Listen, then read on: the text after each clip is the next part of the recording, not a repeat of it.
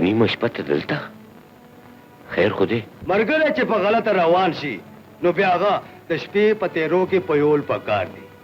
ولې چې دروازې پر رڼا کې په هغه سترګې پټې وي د مطلب خبره کوه څه ویل غواړې ګوره جاني د مینې او د وینې کاروبار یو ځای نشي کېدی او بیا ته یو فولادي انسان یې د مینې تو به دې ډېر زر ولیکي او بیا زه نه غواړم چې ګلبازه دا زه په بیه باندې نیمه غشتې دا زما ذاتي معامله ده دې سره تا هېڅ تعلق نشته تعلق شته شته جاني تعلق دا مینه به یو ورځ دلته د وینو سیلاب راولي هر یو شی به تباه او برباد کړي ولې چې هغه جینۍ د انسپکټر بابر خور ده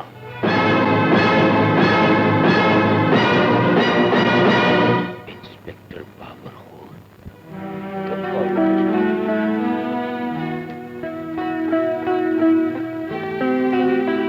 بابره بچې دا ته څه لټې مور دلته مې لفافه ایښې وه پته نشته چې کوم خوا ورکه شوه همدلته چې تا پرته وي ته دې کتابونو ته وګوره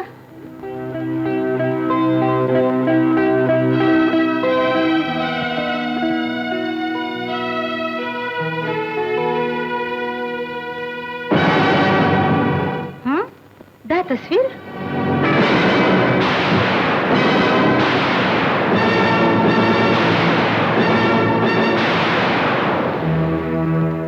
کشور څه چل دی دا تصویر او ستا په کتاب کې دا تصویر خو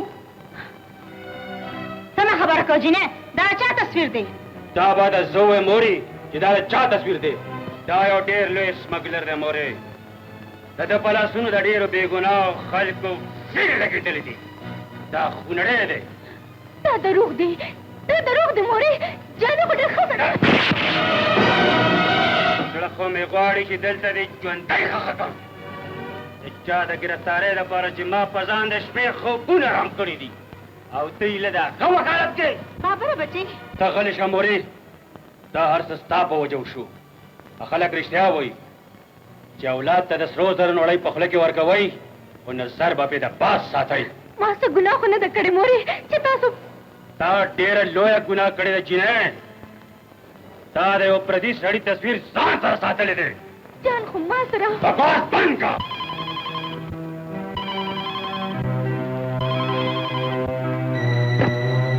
هلو بابر خبرې کوم ٹھیک دی جی درغم مورې دا جینۍ په خپله ژبه کې پوهې کا که دې دا خونړي نوم بیا واخیستو نو زه به یې په منځ باندې دوه کړم مورې خدای به خیر کړي بچې صبر وکړه څه خبرې کړې دي طالبې چې ته ډېر لوی سمګلر یې ستا په لاسونو د بېګناه خلکو وینې لګېدلې دي هغه رور د پولیس والا دی که نه هر سړی ورته ډاکو او سمګلر ښکاري زه ځم ضروري کار مې دی خفه شوې جان تا نه زه خفه کېدی شم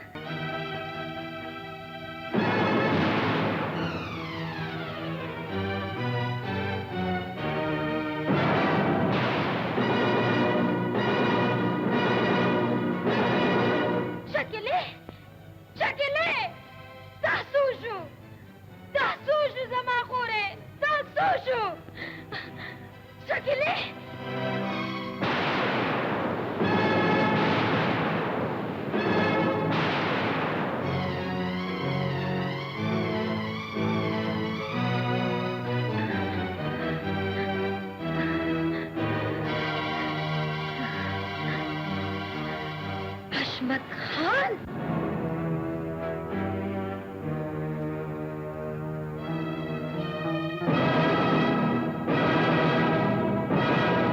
څوک یې ته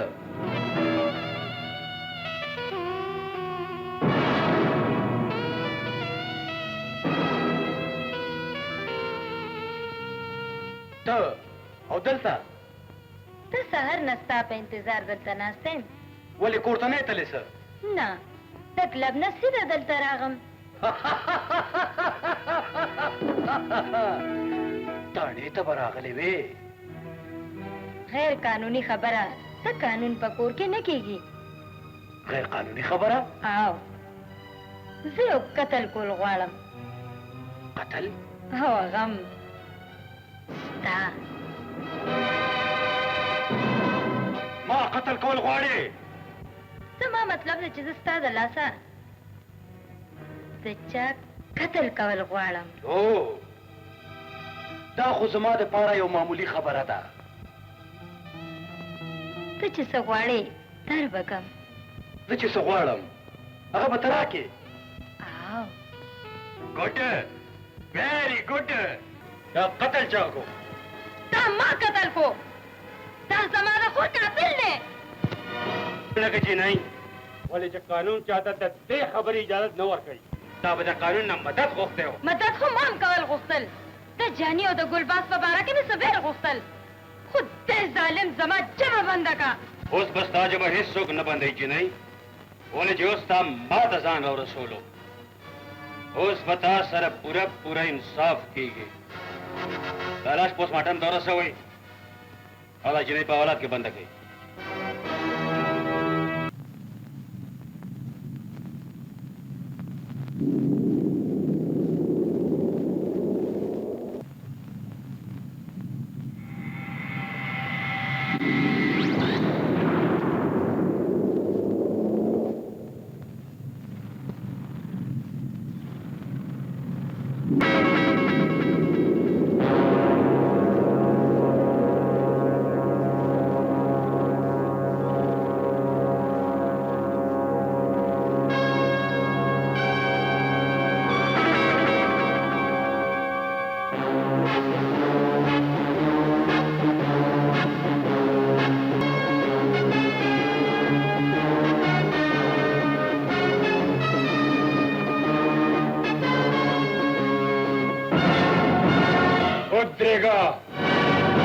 اوش خبرې کوه جاني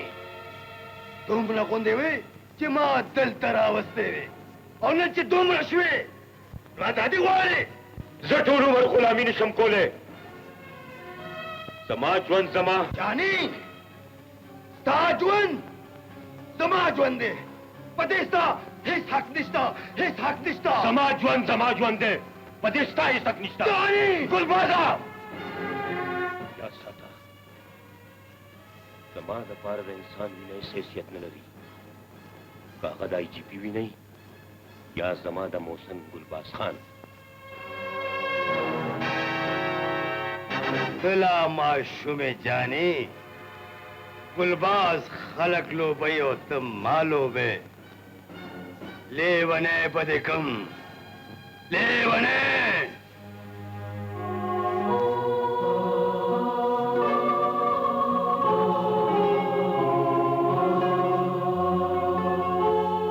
مورې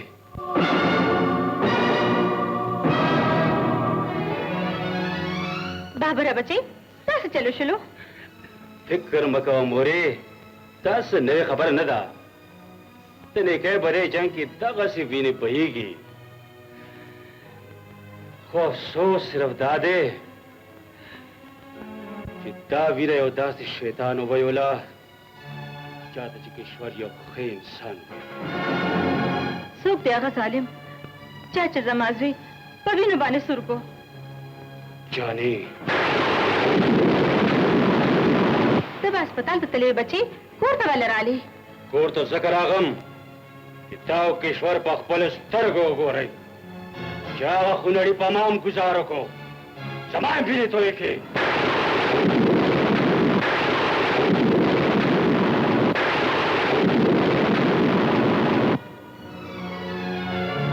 جانې